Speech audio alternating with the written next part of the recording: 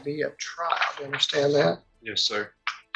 If you had a trial, you'd have the right to have any of the witnesses for or against you subpoenaed to come to court so they could be questioned under oath. You would have the right to take the witness stand and testify on your own behalf, but you don't have to because you have a right not to testify.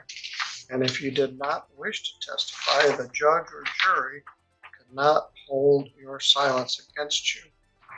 And you have the right to be presumed innocent unless the state was able to prove your guilt beyond a reasonable doubt. You understand? Right out of the gate, the judge is walking him through a full constitutional checklist. This is crucial. He's explaining trial rights, the right to remain silent, and the burden of proof beyond a reasonable doubt. That phrase alone is the backbone of criminal law. So here's the question for you. When someone says, "Yes, sir," this quickly, do they truly understand what they're giving up, or are they just trying to get it over with? Dan? Yes, sir. All right. Anybody threaten you to try to get you to plead to this charge? No, sir. Or promise you anything? Nope. Were you driving a car here in St. Joe County on August 2nd without having any valid insurance? Yes, sir. These questions might seem routine, but they're legally critical. A plea has to be voluntary. No threats, no secret deals, no pressure. If there's even a hint of coercion, that plea can fall apart later. The judge is locking the record down tight. Clean procedure, no wiggle room. Where were you going? To be honest, I'm not sure. All right, you live in Indiana? Yes, now I do, yes. Do you have an Indiana license? No, I do not. I'm currently not driving. From what I know, Michigan Secretary of State suspended my license. I still haven't found out. So you may be valid in Indiana, but not in Michigan? I'm not sure, honestly. I haven't checked. I've been having my sister drive me. How'd you get here? My sister, sir. Oh, very good. You have... And just like that, admission on the record. Open and shut on this charge. But notice something. Driving without insurance isn't just paperwork trouble. If there's an accident, it becomes a financial disaster for everyone involved.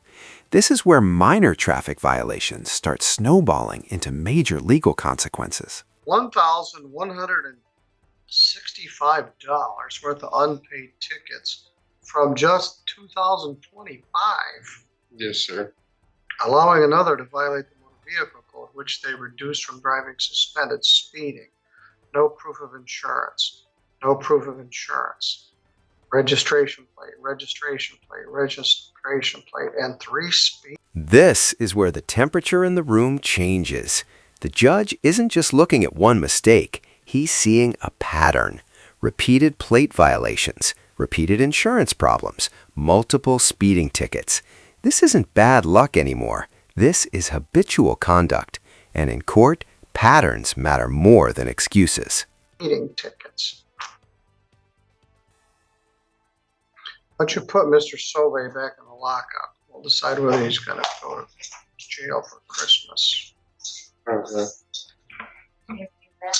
Are you working someplace? Yes, sir. I actually work tonight. Where's that? TH Plastics. Oh, sorry. You think they'll hold your job for you if I give you about 90 days in jail? Probably not. Yeah, probably not. You go back and think about it a little bit. I'll talk to you in a little bit. Sorry.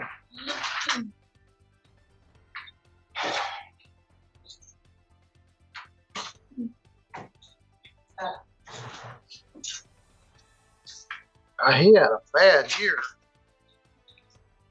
So did the other guy. What happened to driver's training? I don't know. He got a driving suspended that they reduced under ordinance, a speeding ticket under ordinance, no proof of insurance, which was reduced from no insurance, and a plate violation. Probably got defaulted, speeding, another plate violation, another speeding, another no proof of insurance, another speeding. Oh boy, that's the worst I've seen in 1 year. Plus he's got other stuff. from 22 and 20. Oh, And that line lands like a hammer. Go to jail for Christmas. That's not just dramatic, it's strategic. Judges sometimes use sharp language to make the consequences feel real.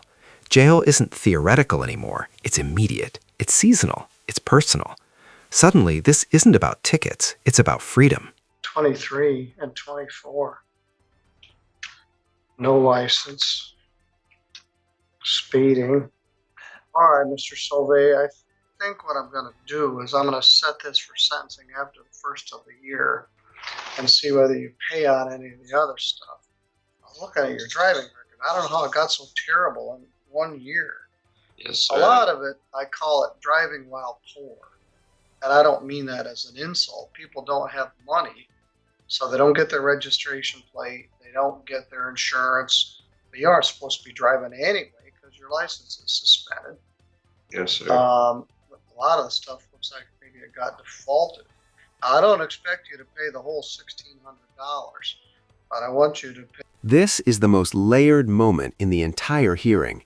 The judge acknowledges economic reality, driving while poor, and that's a real issue in lower courts across the country. But then he pivots.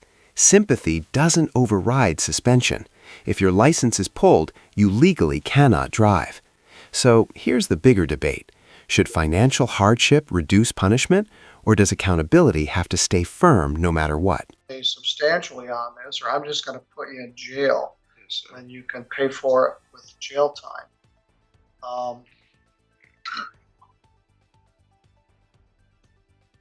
All right, I'm going to set forth sentence. You can take the cuffs off of them. But I wanted you to think about how it would feel going to jail for keep doing this dumb stuff. Yes, sir. I understand. I don't want you to lose your job.